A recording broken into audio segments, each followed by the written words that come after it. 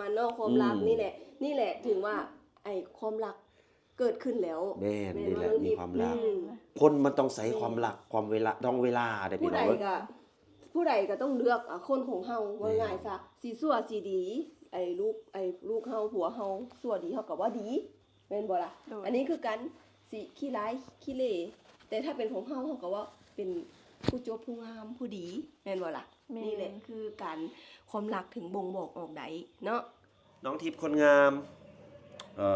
ให้สอบถามเกี่ยวกับความรักของเจ้าเพิ่มเลยครับผมเพื่อผู้คนอยากรู้หลายเพราะว่าเฮามันดังนะครับผม โดย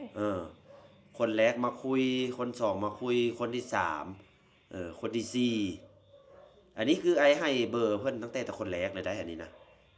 แต่คนมาคุยคนที่สองคนที่เข้ามาคนแรกเนาะในบ้านเจ้านี่คืออันพ่อใหญ่อุดรธานีอันนั้น โดย คนที่สองคือฉายาเพิ่นว่าคุณสาง